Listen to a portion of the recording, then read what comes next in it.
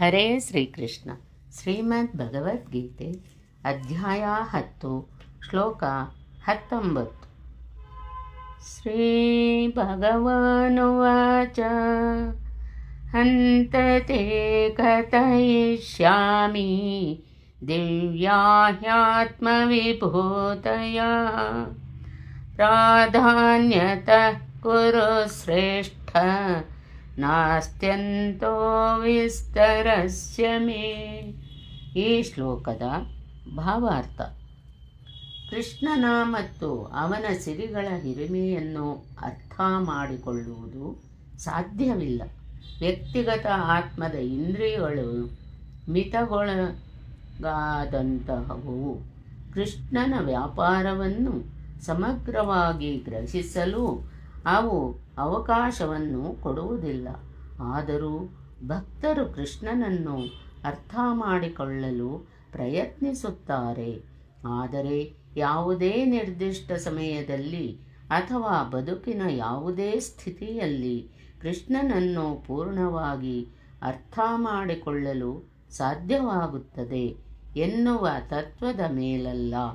ಕೃಷ್ಣನಿಗೆ ಸಂಬಂಧಿಸಿದ ವಿಷಯಗಳೇ ಎಷ್ಟು ಸವಿ ಎಂದರೆ ಭಕ್ತರಿಗೆ ಅವು ಅಮೃತವೆಂದು ಕಾಣುತ್ತವೆ. ಭಕ್ತರು ಅವನ್ನು ಸವಿಯುತ್ತಾರೆ. ಕೃಷ್ಣನ ಸಿರಿಗಳನ್ನು, ಅವನ ವಿವಿಧ ಶಕ್ತಿಗಳನ್ನು ಚರ್ಚಿಸುವುದರಲ್ಲಿ ಪರಿಶುದ್ಧ ಭಕ್ತರು ದಿವ್ಯಾನಂದವನ್ನು ಪಡೆಯುತ್ತಾರೆ. ಆದುದರಿಂದ ಅವರು ಅವುಗಳನ್ನು ಕೇಳಬೇಕು ಮತ್ತು ಚರ್ಚಿಸಬೇಕು ಎಂದು ಬಯಸುತ್ತಾರೆ.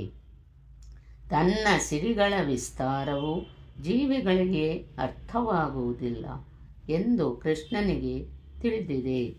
ಆದುದರಿಂದ ಅವನು ತನ್ನ ವಿವಿಧ ಶಕ್ತಿಗಳ ಮುಖ್ಯ ಅಭಿವ್ಯಕ್ತಿಗಳನ್ನು ಮಾತ್ರ ಹೇಳಲು ಒಪ್ಪುತ್ತಾನೆ. ಪ್ರಾಧಾನ್ಯತಃ ಎನ್ನುವ ಶಬ್ದವು ಬಹಳ ಮುಖ್ಯ.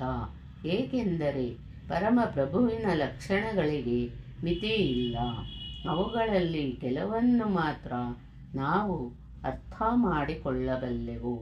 ಅವನ ಲಕ್ಷಣಗಳನ್ನೆಲ್ಲ ಅರ್ಥ ಮಾಡಿಕೊಳ್ಳುವುದು ಅಸಾಧ್ಯ. ಈ ಶ್ಲೋಕದಲ್ಲಿ ವಿಭೂತಿ ಎಂದರೆ ಅವನು ಇಡೀ ಅಭಿವ್ಯಕ್ತಿಯನ್ನು ಯಾವ ಸಿರಿಗಳಿಂದ ನಿಯಂತ್ರಿಸುತ್ತಾನೆಯೋ ಅವು ಅಮರಕೋಶದಲ್ಲಿ ವಿಭೂತಿ ಶಬ್ದವನ್ನು ಅಸಾಧಾರಣ ಸಿರಿ ಎಂದು ವಿವರಿಸಿದೆ.